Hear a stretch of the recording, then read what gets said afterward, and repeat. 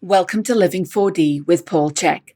In today's episode, Paul answers some of the many questions that you have submitted via social media and email.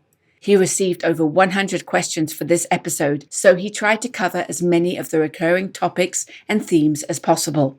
These include how to stay centered and grounded in today's turbulent world, his thoughts on tattoos, how he practices patience, advice on post-training recovery techniques, a discussion on the topic of death, tips on how to listen to your soul, suggestions on how to address the feelings that you have let others down, some advice that he would give his 20-year-old self now, and finally, what superpower he wishes he could have.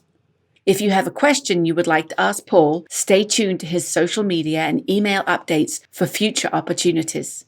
I thought we'd start today with a question that I know you get asked quite often on social media and various places. So this one comes from Jewish Matzah via Instagram. And the question is, what's one thing you wish you could tell your 20-year-old self?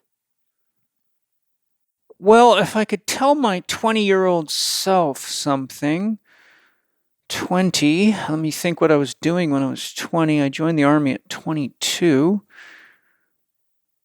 I would tell my 20-year-old self,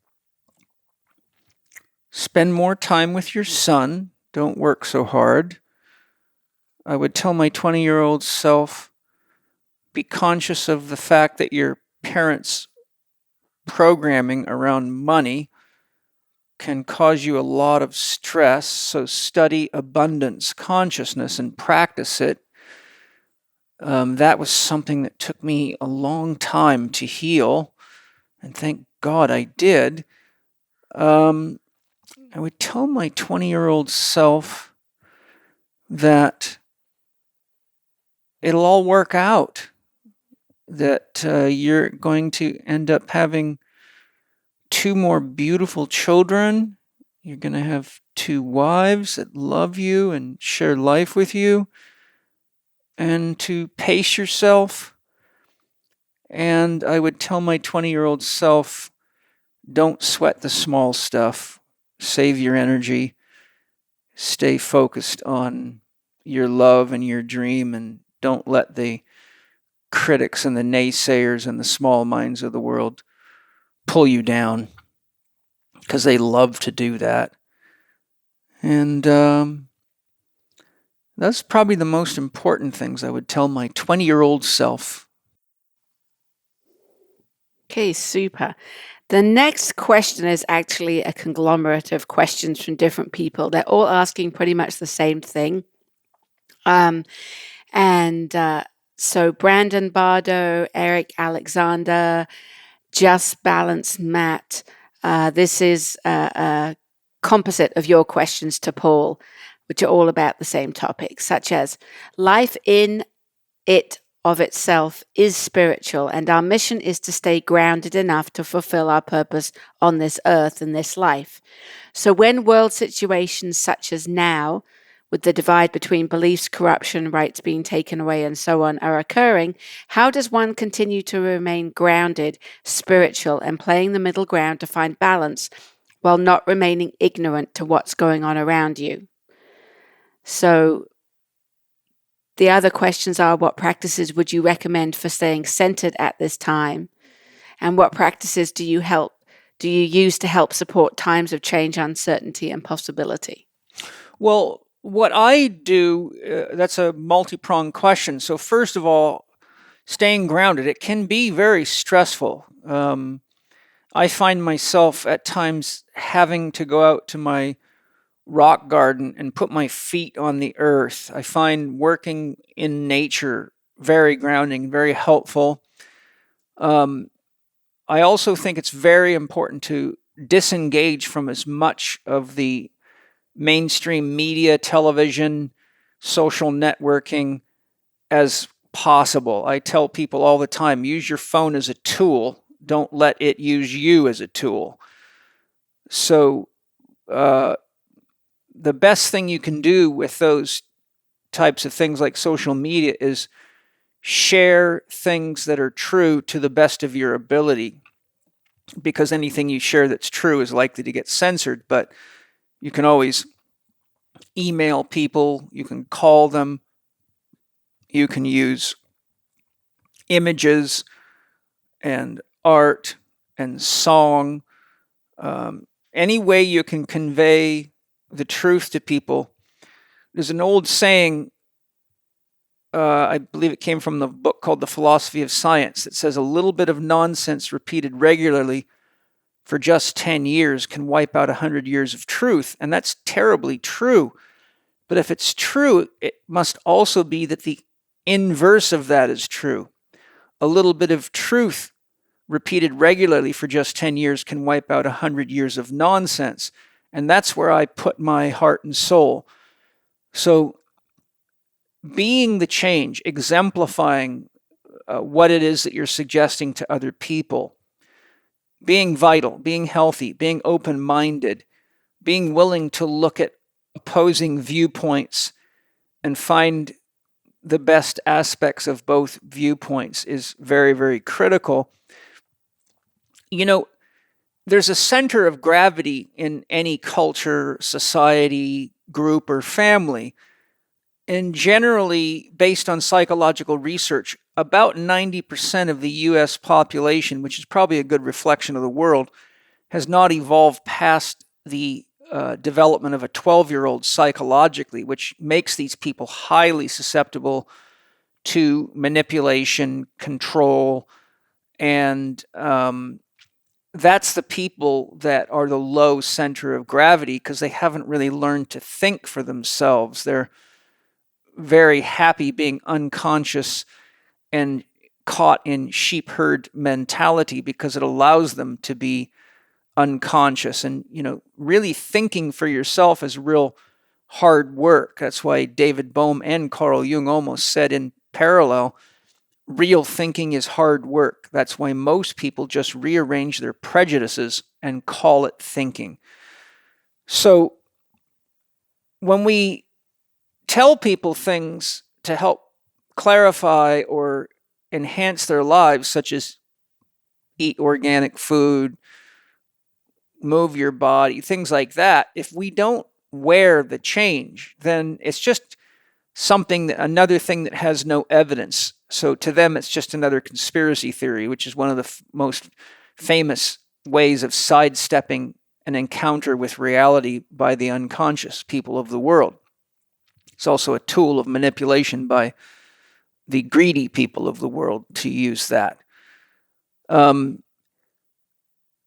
But for me, prayer is one of my main practices, and I don't mean just sitting and praying. I use a variety of techniques, but I paint a lot. So I paint things that symbolize my year or what I want to connect to or my podcast logo. And then what I do is I use that image as a symbol, which all symbols have transcendent function, which means they connect you to what is beyond the symbol.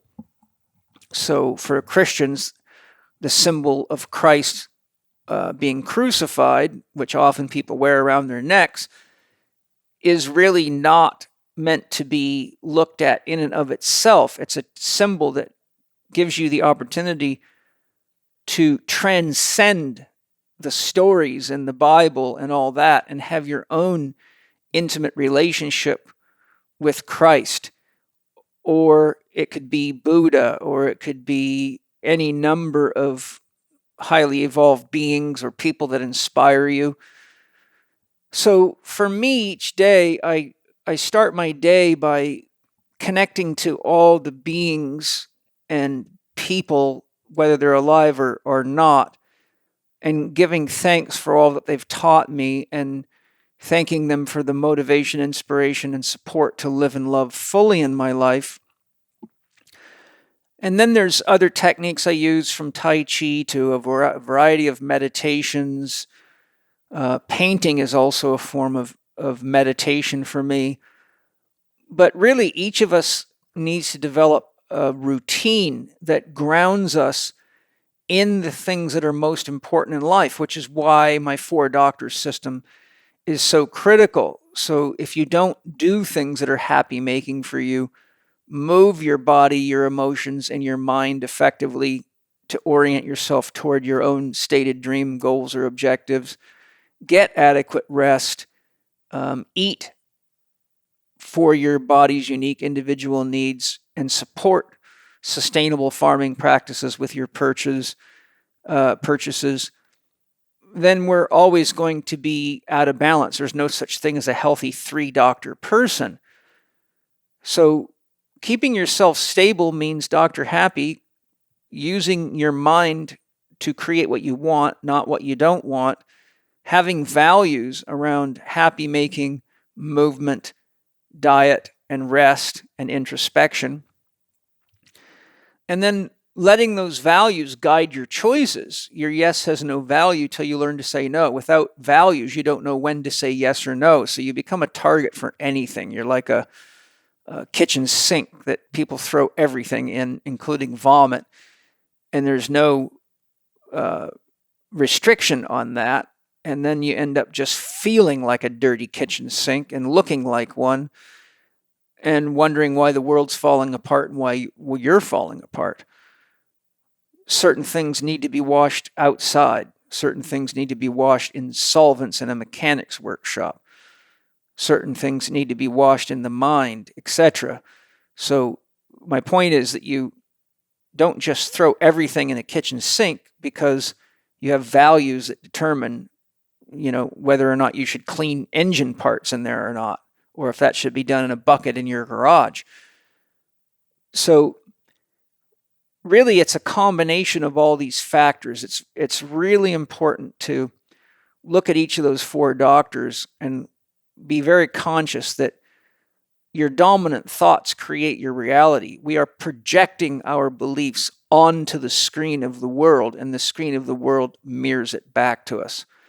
A simple analogy for that is if you go to a party with a friend, but you're in a snotty mood when you show up, and your friend's in a great mood, when you leave the party and your friend that was in a great mood arriving says to you, wow, that was such a great party, what'd you think? You're likely to say, oh, the people were boring, there was nothing to do, and the food was shitty. Yet your friend had a completely opposite experience at the same party with the same food with the same people. So it's important to take responsibility for your inner state and your mental state. And that's why I always say, be clear what your dream goal or objective is for your life or on any given day. Identify where you're out of balance and make that your spiritual practice to bring that into harmony. And keep your feet on the earth. Make time to empty your mind. The mind gets very, very cluttered, and that leads to chaos, nervousness, and anxiousness, which in our culture means lots of prescribed drugs, which means high levels of toxicity, which means high levels of cortisol and disability of the immune system. And then you become a target for everybody who's got a game going in the so-called medical system, which is not a medical system. And even if you go to most holistic healthcare practitioners, unfortunately, most of them don't have any real training in getting to the etiology or the cause of what ails people. So sadly, a lot of them are doing palliative care. They're doing it in more non-invasive ways. But ultimately, all behaviors are the result of beliefs. And beliefs and behaviors lead to choices, which create the circumstances not only of our life, but of everybody's life. So in a nutshell, live the way that you know if everybody lived, it would make the world a better place, and then share it in non-invasive ways and be creative about how you share it.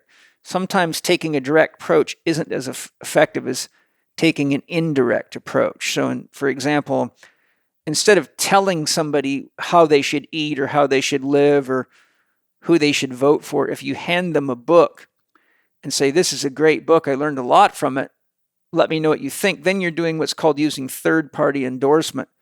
For example, telling anybody in your family that they should get off of gluten or processed sugar is not going to go well. But if you hand them a book like Sugar Blues and they read it and it blows their mind, they might start being more conscious of what they're doing to themselves and learn exactly what happens when you eat too much processed sugar by reading the book. So there's a tangential approach, kind of like a 90-degree angle approach. Sometimes the ego is so desperate to validate itself, it goes head on with people and creates clashes, and then they won't follow your advice because they're rebelling against you, so it's ineffective. So I think I've summarized how I do it. It is truly a firewalk, and we're in a very, very dangerous time in the evolution of humanity. And if you study history, whenever a culture begins to get too complex, it starts to break down and crumble. So, we've seen a lot of empires come and go: the Incan Empire, the Mayan Empire, the Egyptian Empire, the Roman Empire.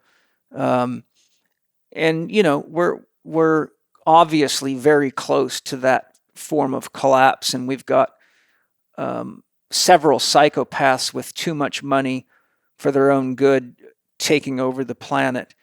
And that mirrors the unconscious of the world population back to us.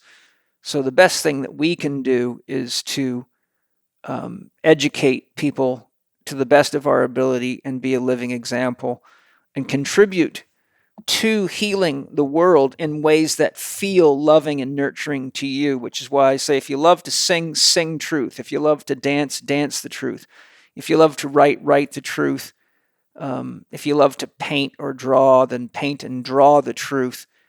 And that's how we get messages to people. For example, an image is worth 1,000 words. So a good artist can capture a lot of truth and emotion and create a lot of movement in somebody with a simple image. So each of us has the opportunity to find out what it is that is a natural expression of our love and use it to add more love in the world. And the more chaotic the world is, the more important it is for us to disconnect ourselves from the sources of brainwashing and perpetual trauma that leave people nervous, anxious, flooded with cortisol, and unable to think creatively, which is exactly what they're trying to do. So I hope that gives you a little overview of at least how I do it. Thank you.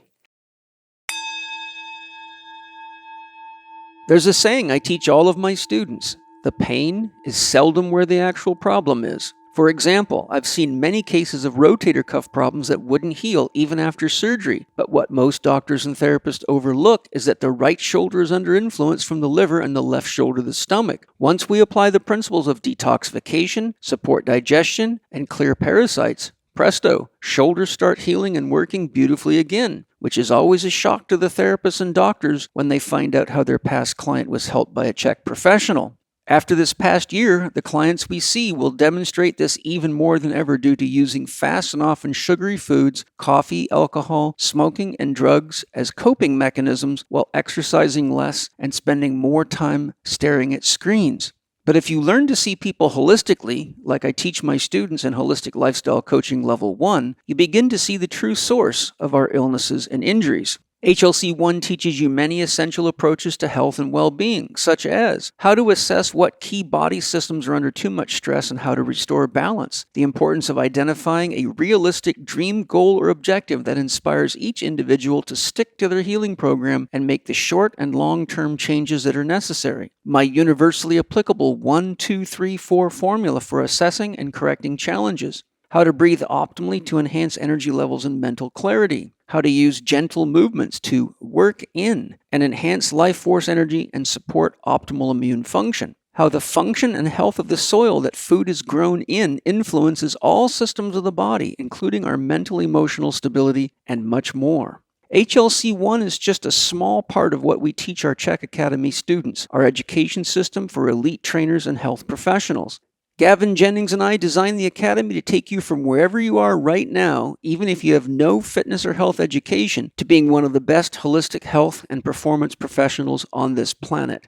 And as a Chek Academy student, you'll be able to help a lot of people reach their health goals in ways you never imagined. There is, in my opinion, nothing more rewarding and meaningful in life than helping other people look, feel, and live better.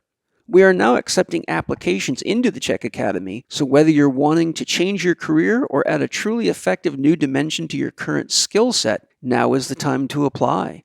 Go to chekinstitute.com/L4D Academy. That's chekinstitute.com/L4D Academy. Let's make the world a better place together.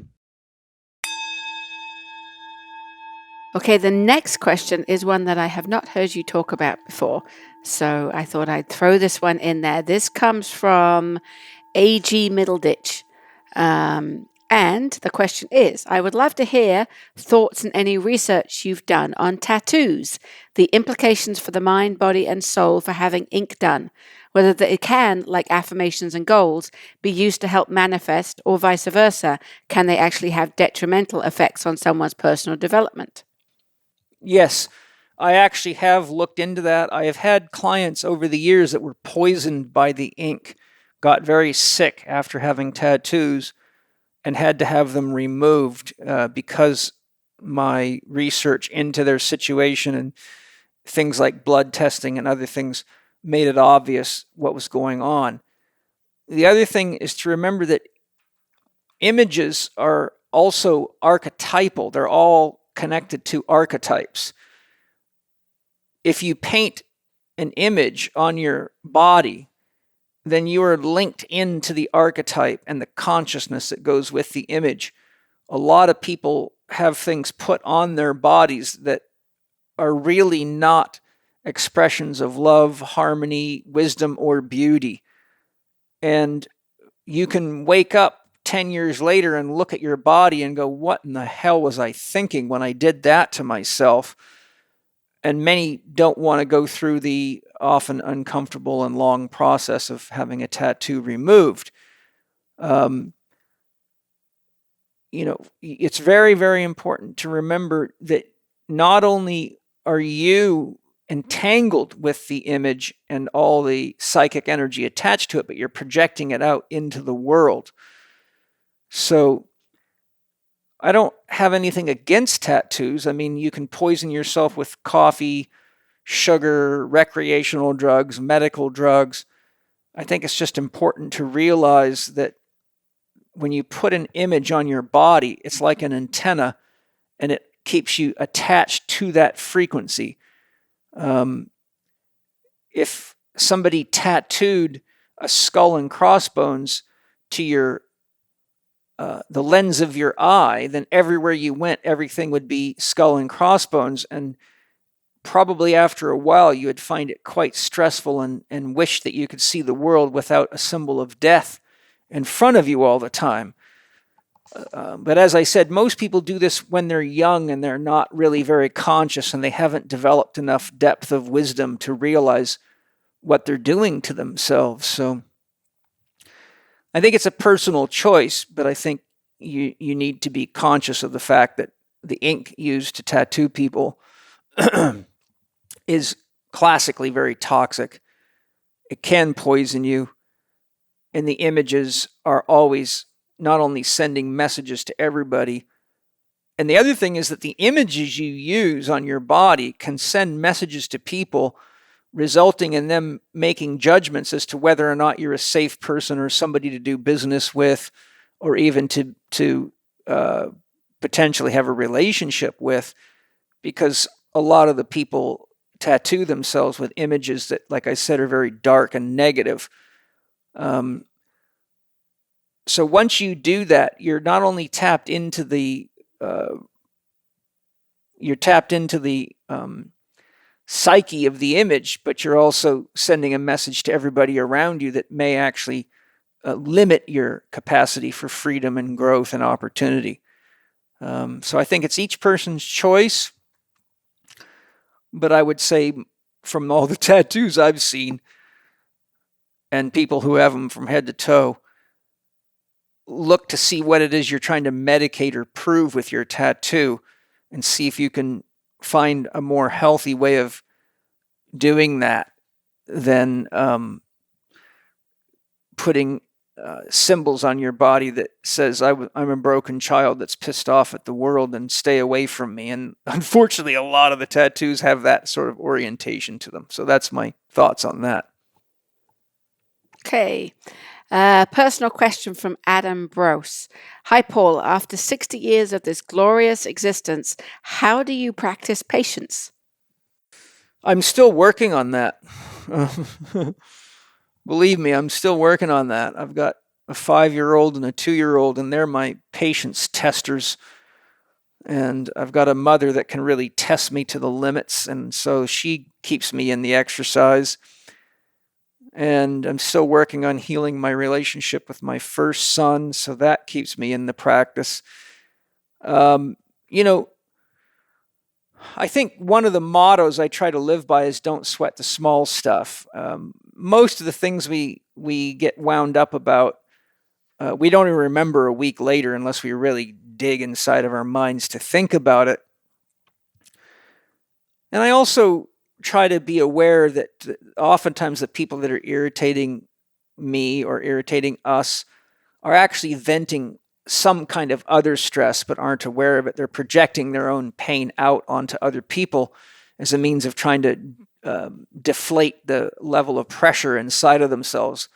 Like if you've ever been next to a semi truck, once the air tanks reach a certain amount of pressure, then there's a relief valve to protect the tank from exploding, usually around 140 psi. So all of a sudden you'll hear a big psss, and it'll let off the air, and then the pump will build it back up to 140, and you'll psss. So most people that are challenging and stressful to us that take our patience show up with their so-called air tank already topped up, but they psss all over us. And if we realize that oftentimes that we're not the actual issue and they're just venting, then we can ask them what it is that they're really wanting, feeling, or needing. And you'll often find that when you get to the core of it, it has nothing to do with what they're vomiting all over you for. So I also try to remember the motto, everybody's loving the best they can, and realizing that most of us were not parented very well. A lot of the world's population was fed junk and still is eating junk. So, when you look at the forces that develop the psyche that the average person's having to deal with, it's pretty apparent that we've got a very, very broken world culture. I mean, any good psychologist would tell you that. But there's a nice little Buddhist story that I'll share that I use in my mind to help me. And it goes like this. If you're out fishing in a rowboat and all of a sudden a boat bashes into your boat and you turn around and there's nobody in the boat, do you get upset? Well, most people say no. They just think it was just an odd thing. Maybe this boat got untied at the dock and was blowing in the wind and no big deal. But if somebody bangs into your boat like that and there's a person in it, most people get pissed off and chew them out and say, what the hell are you doing? Or aren't you paying attention? And kind of react like they would if somebody cut them off in traffic. The reality of it is that most people that are banging into us and irritating us are empty boats. They're not even conscious of their own behavior. They're not conscious that they haven't healed their childhood wounds. They're not conscious that they're carrying the pain forward from their disgruntled relationships out into the world and spreading it around, not realizing that they're hurting other people.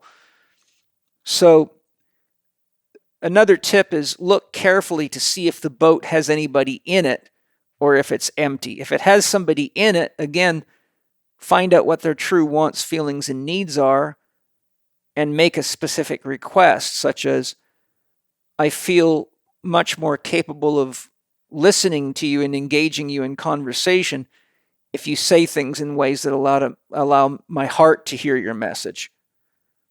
But when you judge me or criticize me or blame me or make assumptions, it becomes very hard for me to stay connected to you, to my heart. So would you be willing to say that in a way that my heart can hear it?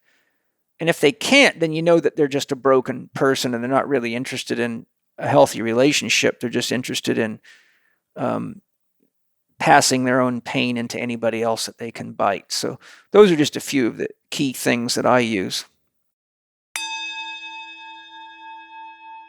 Paleo Valley makes some incredible superfood bars that are a lot different than what most people think of as a superfood bar. I've got Autumn Smith, the creator of their superfood bars, right here to tell you about them. Autumn, what is so unique about your awesome superfood bars? Well, our superfood bars are unique because not only do they not contain refined sugar or GMOs or any of the freaky additives that you'll find in most bars or gluten or anything, but they're just whole foods. They're low in sugar. They're made with superfoods like ginger and broccoli and acerola cherry and collagen from grass-fed and finished animals, which we all know is like a fountain of youth.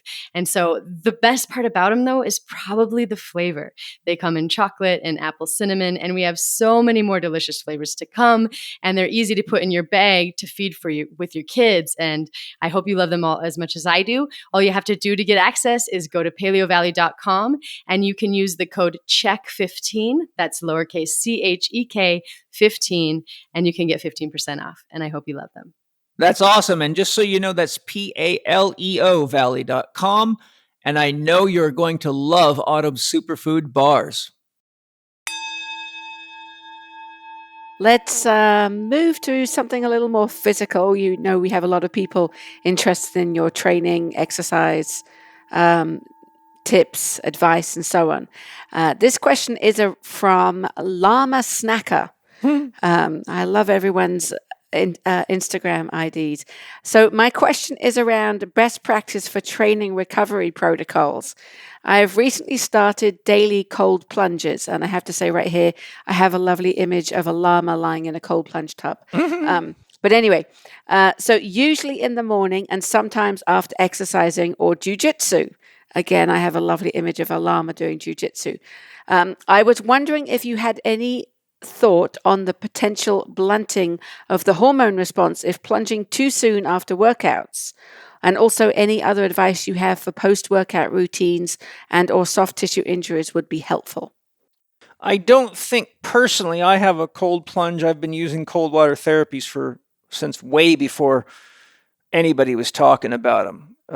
At least 15 to 17 years ago, I was encouraging people to use cold water. I studied cold water applications as a therapist. I've read entire books on cryotherapy and its applications. So I'm very, very familiar with it. I've never had cold water therapies as recovery do anything but good. So any blunting of androgens, I think, probably comes from either somebody's own fantasies or research that I would look carefully at the study design, because most of these researches that show things that just don't seem common sense based on practical experience are often research studies done by people that don't really understand what they're researching, which is really common in the health and exercise area.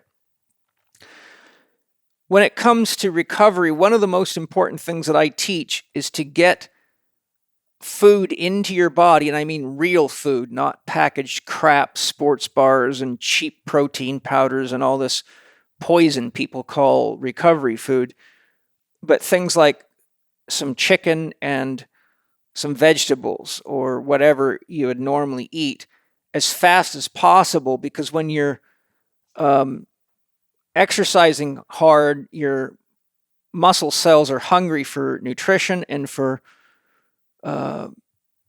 blood sugar, and therefore what I encourage people to do is eat one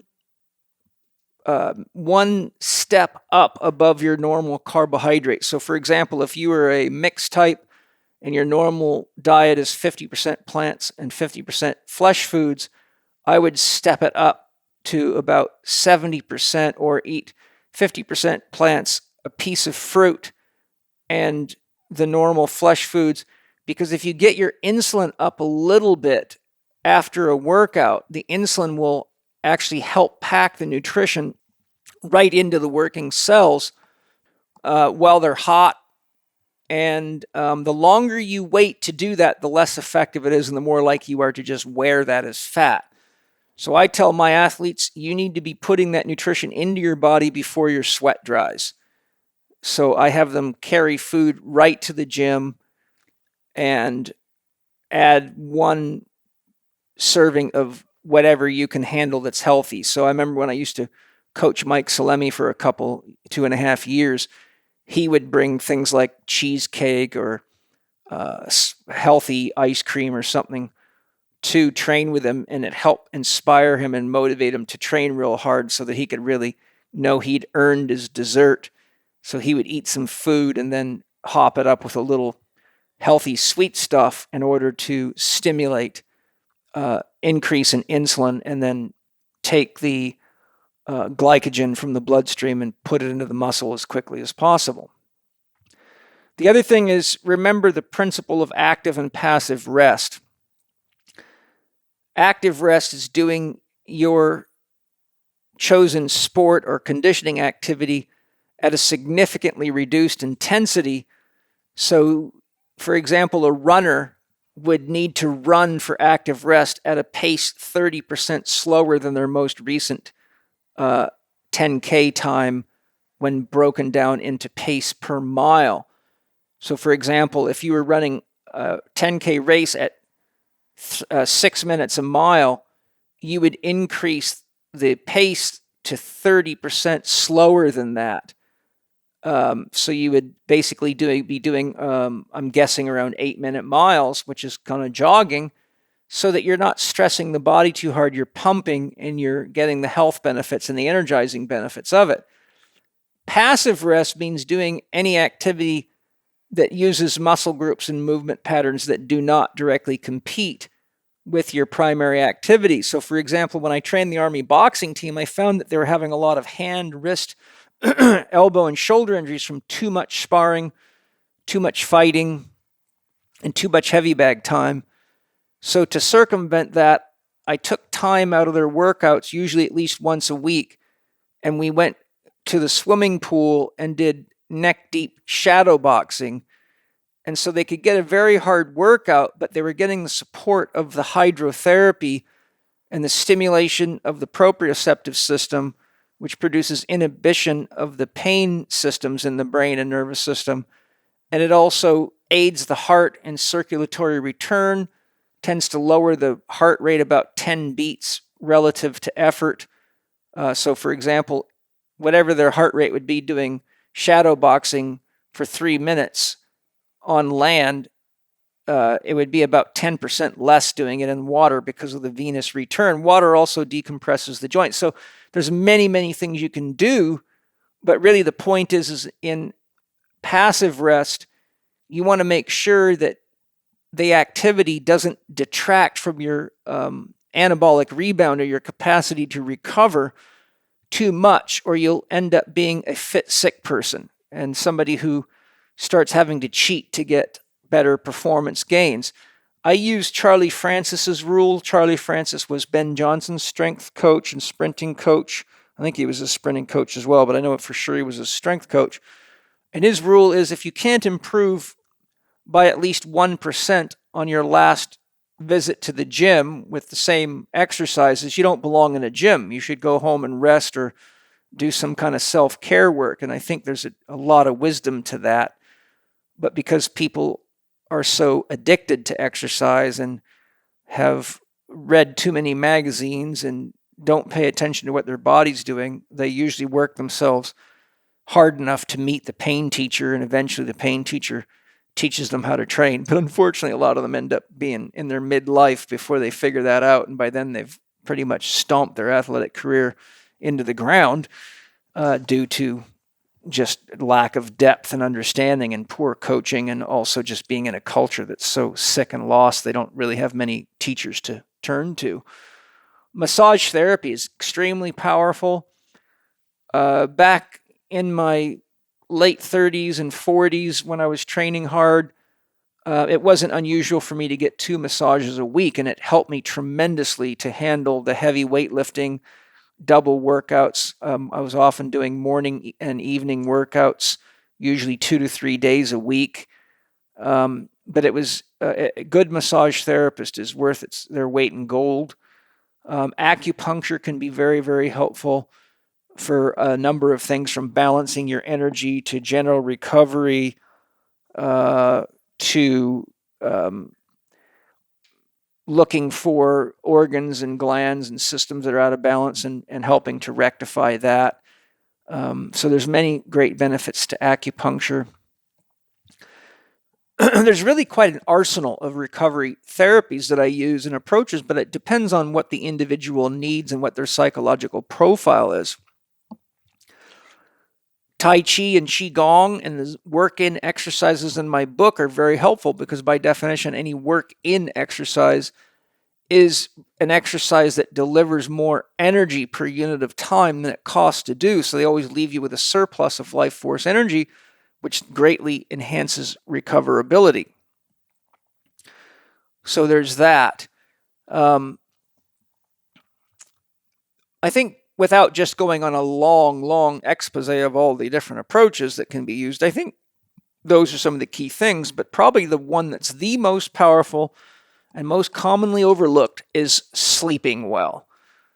In my book, How to Eat, Move, and Be Healthy, I give you a lot of tips on how to set up the sleep environment. It's critical to turn off any wireless system in the house, routers. If you have any electrical devices in your room, unplug them out of the wall. If you need an alarm clock, then don't use your phone. Get a wind-up alarm clock so that you're not getting electrical stimulation from it. And make sure you follow the advice in my book, How to Eat, Move, and Be Healthy, to move with the sun and go down at the right time because of the sleep cycles and how they affect the body and regeneration, which is generally you got to get your head on the pillow no later than 10:30.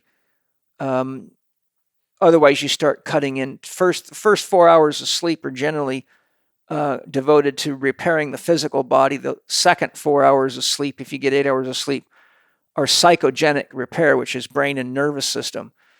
So depending on what part of your sleep cycle is missing, it's fairly easy for me to predict where you're going to start having a lot of chronic health problems if you're athletic, because the body's just not getting enough recovery time. The quality of your food and the quality of your water are critical. Recommend all athletes use biogeometry in their homes. If you listen to my podcast with Ibrahim, that's Ibraham Karim, Karim, founder of Biogeometry, and his daughter, Dorea Karim. And then the second podcast with Dorea by herself, both of them are excellent. There's a lot of great biogeometry tools that would generally enhance sleep quality and decrease stress. Having a grounding mat for your bed and your pillow can be extremely helpful, especially if you live in areas where there's a lot of Wi-Fi systems overlapping or 5G systems. My God, that's enough to fry you. But a grounding mat is very, very effective for reducing global inflammation. I would also suggest Bioptimizer's Masszymes and Capex enzymes. Capex enzymes stimulate your metabolism naturally. I don't take them in the evening. I use them first thing in the morning as proteolytic enzymes and to stimulate my metabolism naturally. I generally take 5 myself, but you should always check in with your body or your soul, as I teach in my Primal Pattern Eating training program online, which is extremely valuable for anybody that wants to learn not only how to eat well, but how to connect to and get guided by their soul, because that's taught in there. And then in the evening, I take 5 or 6, sometimes 7 or even 8 Masszymes, depending on what I ate. A digestive enzyme is a digestive enzyme if you eat it with food, but if you eat digestive enzymes on an empty stomach, they become proteolytic enzymes, which means they go into the body and help break down dead protein in the body, which takes a lot of pressure off the lymphatic system and the immune system, and is a very good form of detoxification and internal cleansing. And it does help recovery because it helps the body get rid of the old dead tissue and move it out so that wound repair and microtrauma from exercise is greatly enhanced. Another important product from Bioptimizers is their Leaky Gut Guardian, because most people have leaky gut syndrome due to all the stress in the environment, medical drugs, alcohol consumption, and typical stress factors. I found Leaky Gut Guardian to be one of my favorite health tools and I basically make myself a drink every morning. And I use GAC protein powder. I take 2 teaspoons roughly of GAC protein, which is an amazing type of protein that comes from the GAC fruit. If you look up the GAC fruit, it's got almost no sugar in it, but it's got protein and fat in it. And we'll put the link to where to find that GAC protein powder. So I squeeze a lime or two, fresh lime or two, right into a cup after I've charged it on my biogeometry charging plate.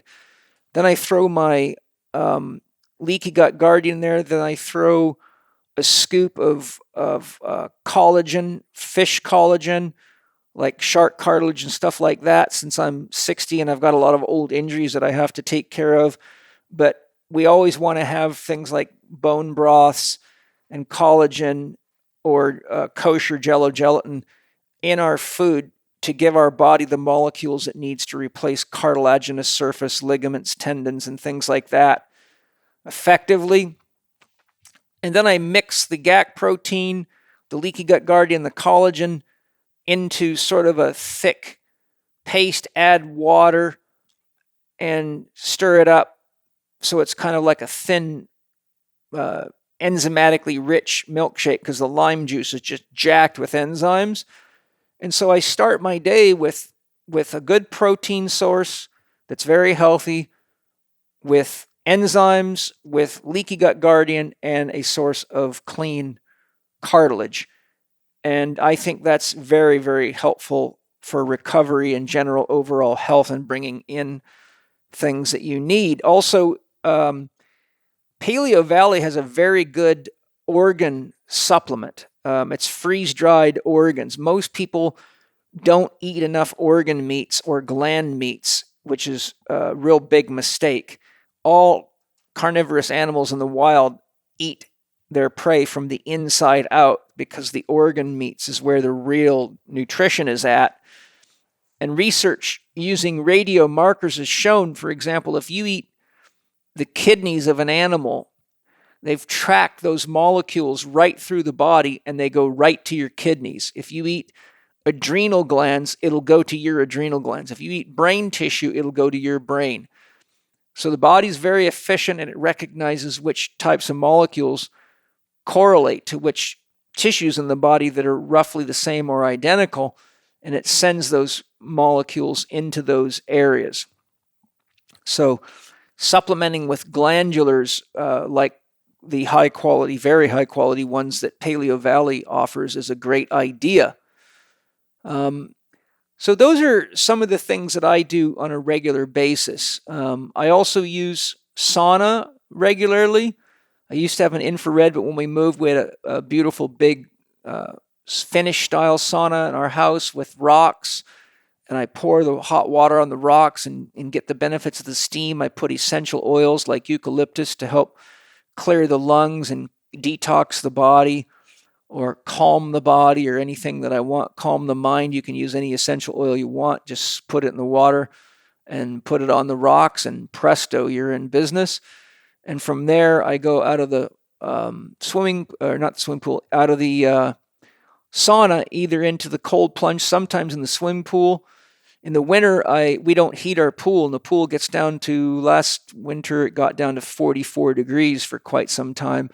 So my goal was to swim 3 laps. Usually by that time, I was utterly numb from head to toe, and the pain of my head getting that numb made it real hard to get that 3rd lap in. But being a good paratrooper, I pushed through it. So if you have a pool, doing swimming or aqua jogging or just goofing around in the water is extremely therapeutic. So that's sort of just a rough overview of some of the things that I do. But sleep and massage are really powerful. Healthy diet is very powerful. Resting and sleeping, I mentioned sleep, but using the principle of active and passive rest, and being brave enough to be honest with yourself when you can't at least exceed your last performance by 1%, which is really just a psychological concept of stress exertion. If you can't exert yourself at least 1% more than you did last time, then you probably aren't ready for hard exercise and probably should be doing either an active or a passive day or a total rest day or just working in. So there you go. That's a quick overview of what could be a book or two. Hi, everybody. I'm super excited to announce that one of my favorite companies in the world, Bioptimizers, has a brand new amazing product called Blood Sugar Breakthrough, and boy, is that needed. Wade, I wanted you to come on and tell us how your new product works. Well, basically, we've combined a wide variety of products that help manage blood sugar and help dispose glucose into your muscle tissues as opposed into your fat tissues. And basically, by improving your insulin sensitivity and depositing sugar in a way that enhances your health, you will be able to have better workouts, better lean body mass gains, get leaner more easy, and have that more steady blood sugar rate without the rises and dips, which is associated with, blood sugar poor management. That's excellent. What's the discount for Living 4D listeners, and where do they get it? Well, if you go to bloodsugarbreakthrough.health/living4D and put in Paul 10, you'll get a 10% discount. And if it doesn't impress you better than any other blood sugar product you've ever tried, you get 100% of your money back. Hey, that's a no-risk purchase for an amazing product. And believe me, my track record with Bioptimizers products is 100% satisfaction. Never had anybody complain to me, and I highly doubt you will, but I'd love to hear your feedback. Thank you, Wade. I'm excited about the new product. And for a limited time, Bioptimizers is also giving away free bottles of their best-selling products, P3OM and Masszymes, with select purchases. Next question or group of questions. There's several people who've asked a very similar question, including Art Through Fitness, Jun Cooley, and Carol Lump. How, and you did mention this a little bit in your last answer, but I'm hoping you can expand. How do you communicate with your soul, and how do you receive the answer? So how do you know when you are in communication with your spirit or your soul? And how do you distinguish the difference between the thoughts where they are and where they arise from? That's a good question, and it's not really something that's easy to teach just in a few minutes on a podcast, which is why I put that training in my Primal Pattern Eating webinar course. When I work with my students in more advanced training and my clients, I take them much, much deeper than I can even begin to go on this podcast. Most people don't really know what the word soul means, but soul is the functional equivalent of consciousness within. So, for example, when you experience an emotion, you experience it within yourself. Emotions don't approach you from outside your body like rain falling from the sky. When you've got gas pains, you experience it from within. When you're constipated, you experience it within. When you're happy, you experience it from within. When your body hurts, you experience it from within. Even if your hurt is on the surface of the body, your central nervous system is within. That's where you're perceiving the pain. So when I say I'm communicating to my soul, I'm communicating to the consciousness that is the sum total of all of those consciousnesses, which includes it's more inclusive than the ego. The ego is only about anywhere between 3 and 7% of the total consciousness.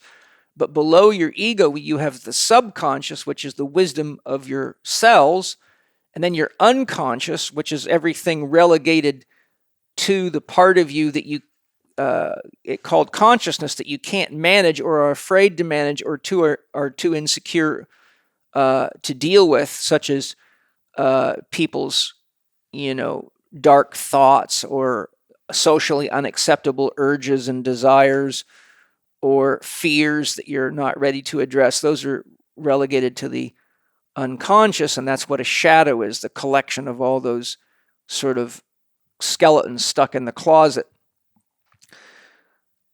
Now, the soul, as I communicate to it, really would be more aligned with what is called in most spiritual literature the higher self, which is the wisdom that is beyond any one of those things I've just described about, but contains all of them, as well as including the superconscious mind, which is really inherent within us because we are an expression of Source, and Source itself is superconscious. So the simple way to communicate with your soul is to sit in meditation, do some breathing exercises, get yourself calm. And when you're really calm and centered in yourself and your awareness is within yourself, simply say, "Dear soul, if you can hear me, show me what it feels like when you say yes to me."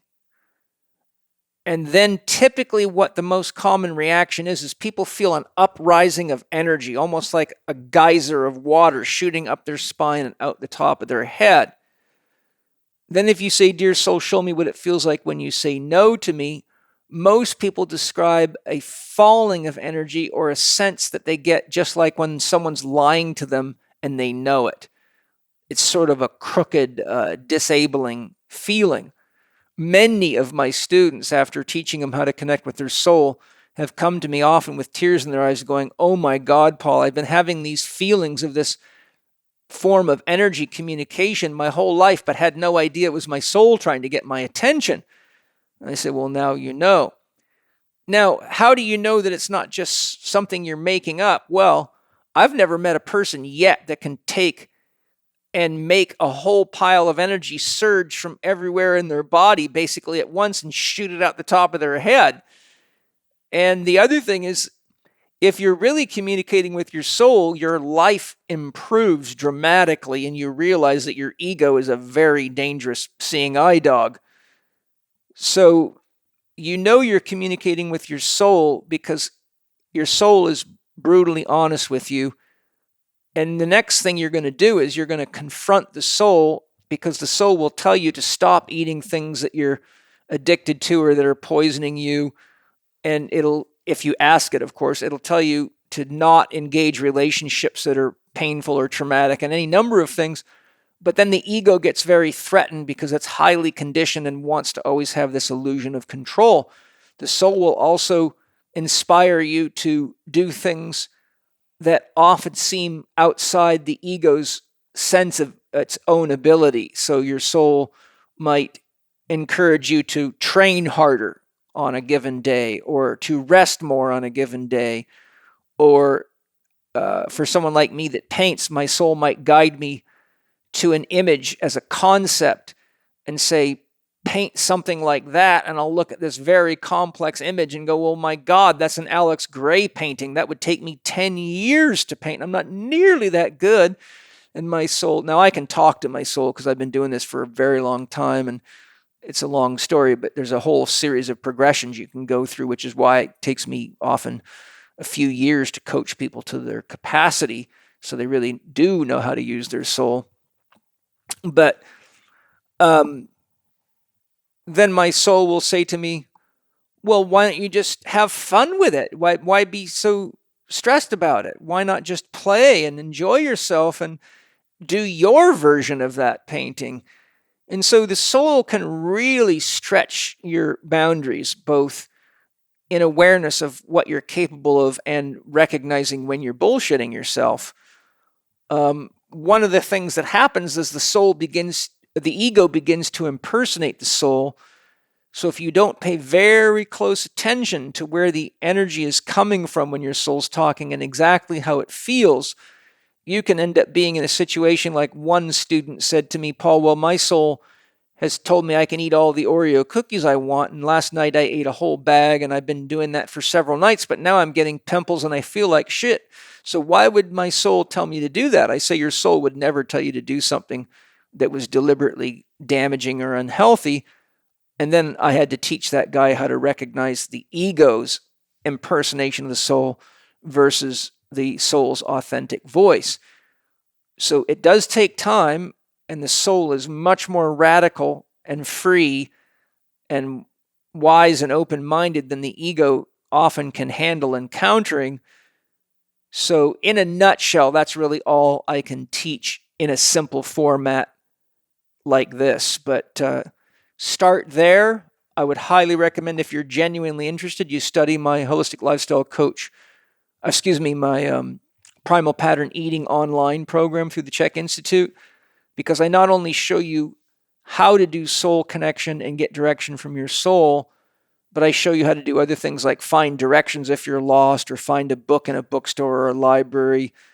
And I also show you how to use muscle testing and diet logging to dial your diet right in, and how to use soul testing as a backup, or muscle testing as a backup to soul connection if you're confused as to what your soul's really saying. So really the function of religion should be to bring us into contact with our higher self. And I'll close by saying it's important to remember that only God creates souls. So whatever a soul is, i.e. consciousness within, it can only come from higher consciousness. In other words, a soul can only be born from the ultimate soul, which is source, or God in my language, all caps, not a religious God, not a contrived God, but what the Taoists would call the Tao that can't be known. And nobody can know God without becoming God. And if you become God, then there's nobody there to know it, because that takes a subject and an object, or a perceiver and something to perceive. So ultimately, the soul is God within each sentient being, experiencing itself as that being. So listening to your soul is ultimately listening to the highest self, which is that part of you that transcends space and time and lives eternally. And that's why it's worth the practice. Did you know that Symbiotica means harmony? And you're really likely to enjoy my podcast with Shervin Jaffaria, the founder of Symbiotica. Symbiotica is an amazing company that makes excellent products to aid healing, enhance longevity, and improve performance at all levels of your being, from your spiritual practices to your athletic endeavors. I highly recommend you go to Symbiotica.com and check out their top-notch organically sourced products that include excellent tasting supplements like their Synergy Vitamin B12, which elevates energy naturally, to their Shilajit minerals, which help you better regulate your hormonal system. Their Biocharge activated coconut charcoal is an excellent detox support and removes toxins and poisons from the body quickly and non-invasively. Their organic longevity formula is one of my friends and students' favorites. They rave about it. I really enjoy their Regenesis liposomal glutathione for its amazing antioxidant powers, which is really helpful for anyone that enjoys vaporizing tobacco and herbs like I do. They also have great immune support products, water filtration options for drinking and showering, and some cool clothing and more. When you go to CYMBIOTIKA.com and use your Living4D discount code, which is capital C, capital H, capital E, capital K, 15 on checkout, you get 15% off anything they sell, and you won't be disappointed. Enjoy Symbiotica. Cheers, everybody. I know you're wondering what's in my bag. Clean tobacco, grandfather's spirit blend of herbs called Awakening Spring, which is very good for kind of giving you a little lift without any addictive stuff in it. I get up early in the morning, so by the time I get to this time of day, I can use a little pick-me-up. And I've got some spider flower essence, which is a real cool flower essence that helps you weave a web of consciousness or create a project or things like that. So cheers. All right, next question comes from Tim Janik. And he says, death has been on my mind. Whenever thinking about it, I fear it. I feel it is because I've never experienced it. I feel it is because I am not finished doing what I am meant to do. Fear of missing my family and my friends, and maybe I'm not living life fully. I feel a lot of people fear death as the medical community has not yet found a cure for it. I feel like they never will. I feel like it is because the whole humanity doesn't understand our origins. How does one come to peace with their own mortality and create inner peace with death? Well, I'll give you a very simple answer straight out of physics. Everything in the universe, based on physics and quantum physics, is made of only two things, energy and information.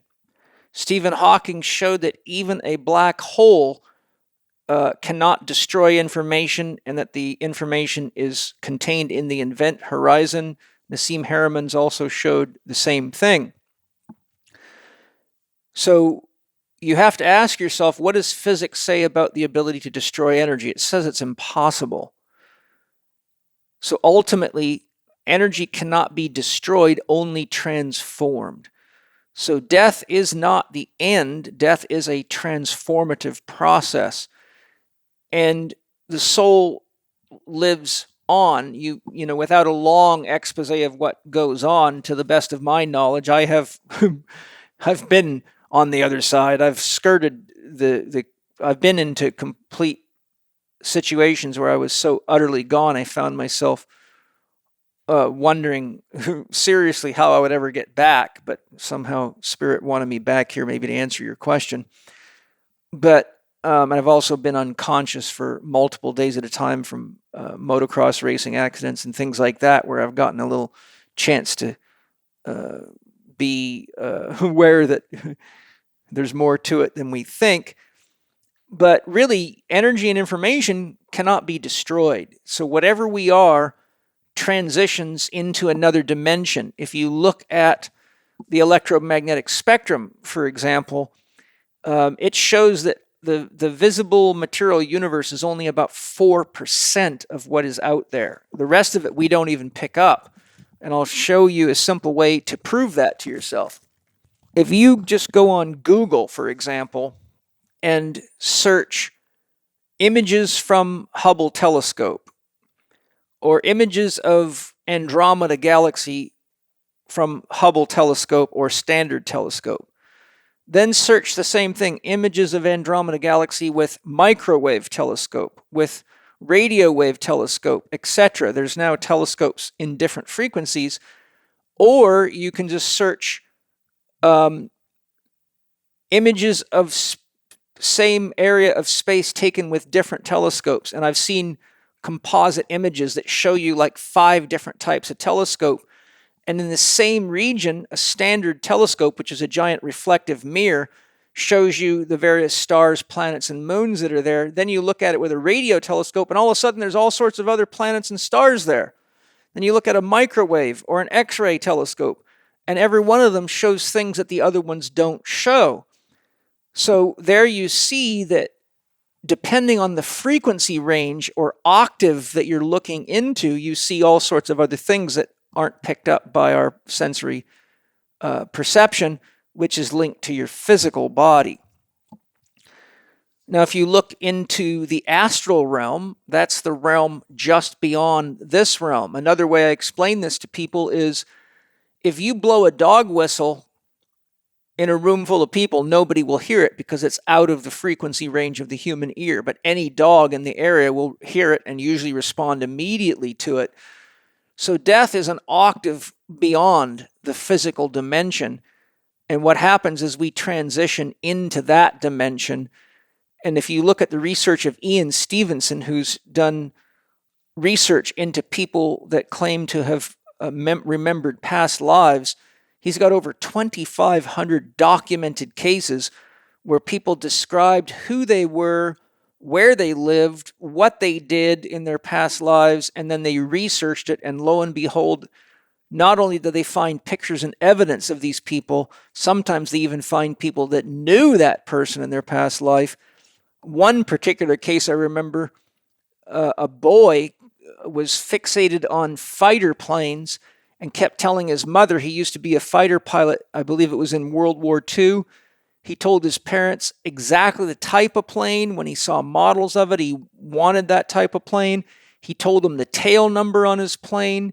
He told them where he died, how he died, and they looked it up, and lo and behold, not only did everything match from they found that he was the pilot of a plane, it did have that tail number. He described who his crew was. He described how he died. All of this was recorded. I believe he was in the Navy. And they show pictures of people, that these people saying they had these past lives, And in almost all cases, their physical appearance is very similar to the life they're living now. And then if you look at the research of Raymond Moody, MD, he spent his whole life, started off as a complete skeptic and did the research because he thought he could prove that reincarnation was false, but ended up realizing after years and years of research that he had to change his belief because the evidence was too strong. So what we are is source experiencing itself. And source cannot die. Source is consciousness in caps, and everything else is conscious of to the degree that it's a sentient being. So because what we truly are is one consciousness, and if you haven't read the book One Mind by Larry Dossey, it's very good. Larry Dossey, MD. We are one consciousness creating the illusion of separation in order for love to be experienced, because without the illusion of separation, how would you have the experience of love? Love requires an I-thou relationship. I love you. That means I am the subject and you're the object of my devotion. So when I say I love Penny or I love you to my wife, the I that's saying that cannot be objectified, but we clearly have that subjective sense of love in us, and the object of devotion creates the ability for us to project our consciousness and our love to that person. So source, or God in all caps, creates the illusion of separation so it can have an experience of itself, and mind is created whenever there's a relationship between 2 points of consciousness, and time is created whenever there's a relationship between 2 points of consciousness. And if it wasn't for time, then everything would be happening at once and it could not be comprehended.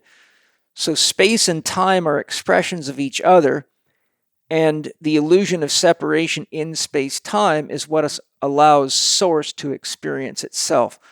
This is why I love the first principle of Sufism, which says, there is no God but God. I worship everything and everyone, which is a really deep, profound, and honest expression of what's going on here. So in summary, what you are is energy and information experiencing life, and energy and information cannot be killed, only transformed, which quantum physics and classical physics both validate, as do the laws of thermodynamics.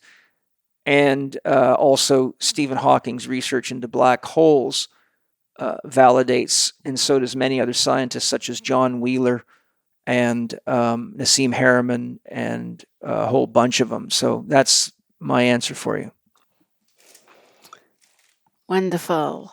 This is a question that's well expressed by this particular person, but the theme has come through in several other questions about self-doubt, self-worthiness, and so on. This particular question comes from Kevin Philip Red, and he says, how can I understand the fear of letting others down? I feel like I let myself down often, and if so, how can I possibly do better for others than I do for myself? Well, you can't do better for others than you can do yourself. That's why I always teach my students, I before we always. You can't give what you don't have. It's also not our responsibility to make other people happy, because as soon as you fall into that trap, you also fall into the trap that telling them the truth about anything is likely to create anger, emotion, jealousy, resent, frustration, confusion, sadness, or rejection of you. So I'm not saying not to care about other people's feelings. I certainly care about other people's feelings, but it's because I love them that I try to find ways to be honest with them without it being more painful than necessary. But, we are the source of our own expression of love. And to the degree that we're loving somebody else at the expense of our own capacity to be with ourselves, meet our own needs, and take responsibility for loving ourselves, then we enter a codependent relationship in which each person usually expects the other person to make them happy or make them feel good or pleasure them sexually or provide money for them. And those codependent relationships are always a death sentence because they kill the ability for personal and professional and spiritual growth to the degree that you don't take responsibility for yourself as an individual and live your dream. When you really do love other people, you love them enough to take responsibility for creating a life that allows you to give yourself what you need so that you can exemplify that to others. And when you really love people, you make sure you have enough energy and presence to be with them and enough energy in reserve that if a crisis comes, you can give yourself in sacrifice to that person. A simple example that pops in my head is when Angie had Zoe. She was in labor for long, almost 40 hours. And I was there massaging and holding and pressing and squeezing and pulling and going nonstop. But if I didn't have a good enough and deep enough love of myself to do the work, to keep myself healthy, to eat well, and to be vital, I would have never been able to make it through an almost 2-day, intensely painful, scary at times journey with her. So to the degree that we really do love others, we come to the realization that to truly be for them requires that we create the space and the time to do the things we need to do to love, honor, and respect ourselves. And by doing that, we are emulating that to other people, which in our culture of very, very confused people with often very dysfunctional religious upbringings that are designed specifically to turn people into slaves of belief systems and to believe things like that you should give everything away like Jesus apparently did, which isn't even true. I won't even get into that because I can destroy that whole story. Then you realize that the best thing we can do is to live such that we model a healthy way of loving to them. And this all boils down to having healthy boundaries. There's a very good book. I can't remember the author's name. It's published by Sounds True, but it's called something like How to Be Your Own Boundary Boss. And it's written by a psychologist. I listened to an interview with her on Tammy Simon's podcast, Insights at the Edge. And there's a great example of a book that teaches you the importance of boundaries and how to create boundaries. But oftentimes, we don't have healthy boundaries, and we do what we are doing because we need other people's validation to feel good about ourselves. And that's the trap of perfectionism. The trap of a perfectionist is that they always think they have to be perfect to get loved. The problem is, no matter how perfect they are, they can never get a consensus of opinions, and their sense of how good they've done is based on somebody else's approval, which is a death sentence for sure. Many perfectionists have been my patients, and it's quite a journey to help them heal that. And it almost always comes from some kind of strict religious fundamentalist type upbringing.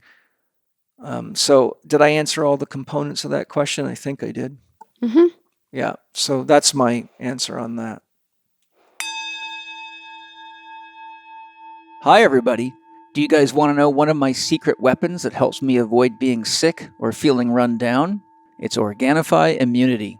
Organifi Immunity is a super high quality, certified organic drink mix that provides daily immune support and supports overall immunity. Organifi Immunity contains whole food vitamins C and D, whole food zinc, mushroom beta-glycans, and provides only natural sweetness. Not only will you support your immune system, but you'll also get on-the-go superfoods in a delicious orange blend that is great for you and your kids, and everyone will love it. My family and I love it, and it's easy as tearing off the top of the package and mixing it with high-quality drinking water, and you can rest a little easier knowing that you're enhancing your immune system, which is probably a good idea now that so many people are spending so much time indoors, breathing indoor air, and lacking sun exposure. Why not enjoy a little immune insurance while getting certified organic nutrients, superfoods, and great taste that's quick, easy, and effective? To get your Organifi immunity and shop their amazing product line with your Living 4D discount, go to organifi.com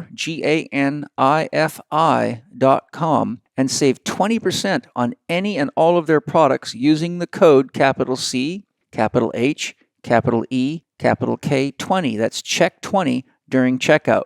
Enjoy Organifi. We've just got time for one more question, which I've been saving for the last. This comes from Subluna Sai. And if you could have any superpower, what would it be? Well, I've already got several. I have the power to speak to my soul. I have the power to get guided. I have the power of positive thinking. I have the power of turning a negative into a positive. I have the power of creating beyond the laws of physics, which we all do. It's called a mind. I have the power of creating equanimity and harmony if I choose to. And I have the power of drawing my life force and creative abilities from unconditional love. I think if I had a superpower that I could be given, it would be a higher level of empathy and compassion for lost, confused, and often very challenging people. For example, Bill Gates is an example of a very lost, confused, dangerous human being.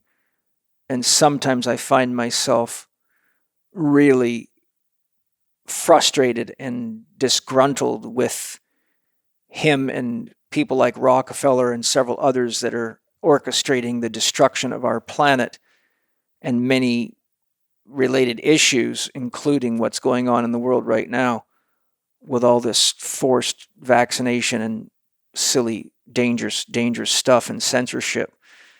So if I could have the superpower of ultimate empathy and compassion, realizing as I do that all beings are an expression of the divine, then I probably would have less stress navigating the complexity of human existence. What do you think, baby? Which superpower do I need more of? I don't know. I figure most people think we're going to say something like, "Oh, I'd like to fly like Superman," or climb walls like Spider-Man. But you, of course, come up with something a great deal more profound than that. Well, none of those superpowers you mentioned would help me deal with the complexities of human life. They would just turn me into somebody that everybody else wanted to use as a tool for their own devices. But having a higher level of empathy and compassion is what makes one a saint. And one cannot become a saint until they see God in everyone and everything, or they're just a fake saint. And I think ultimately we're all on the journey of self-realization, which requires that we awaken to who and what we really are.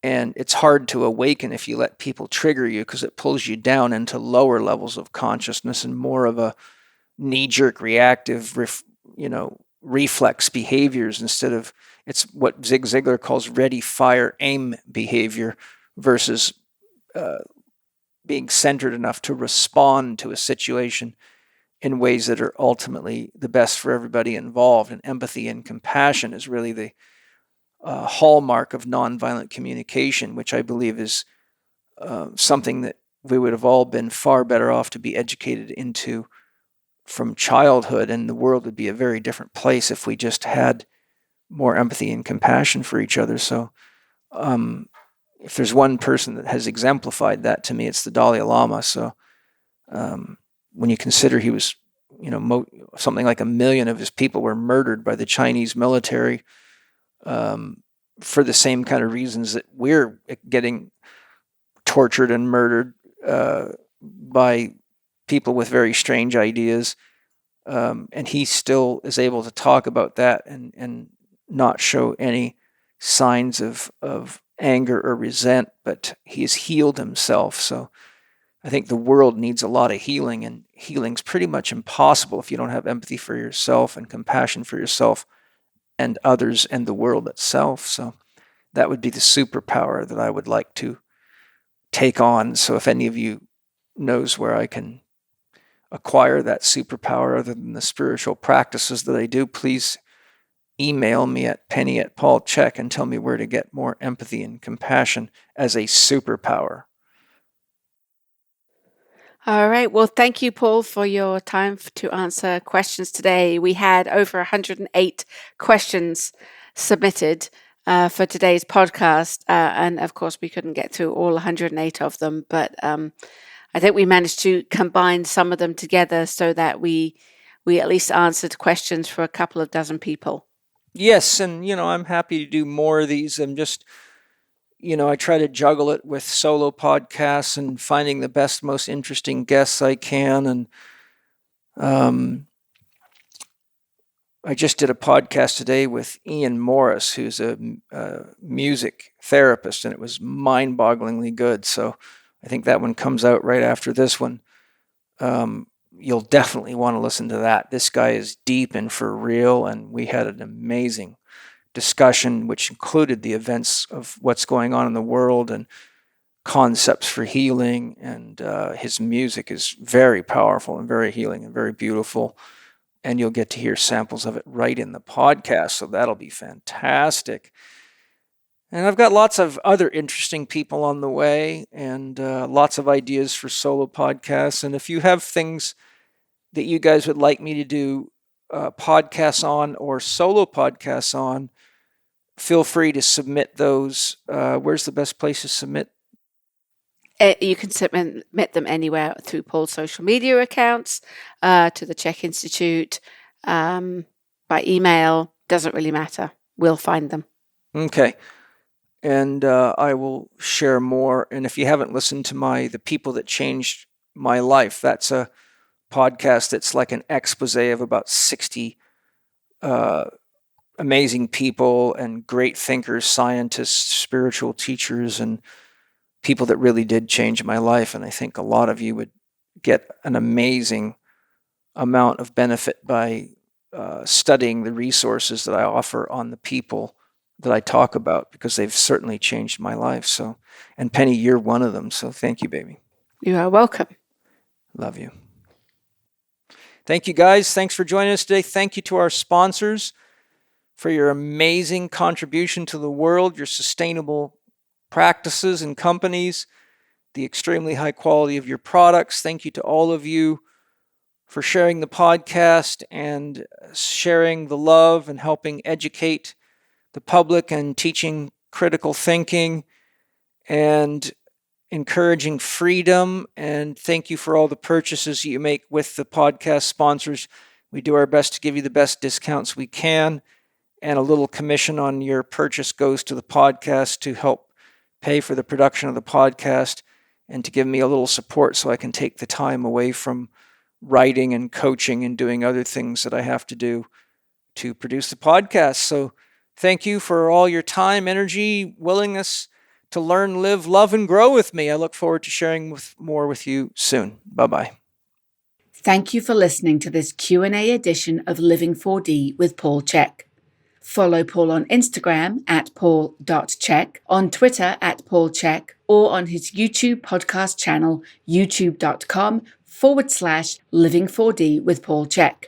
Watch more on Paul's blog at paulcheksblog.com and get your free subscription to Chek videos and more at the Chek Institute's new media site, chekiva.com. Remember, you can read the show notes and find links to the resources mentioned in this episode at chekinstitute.com/podcast.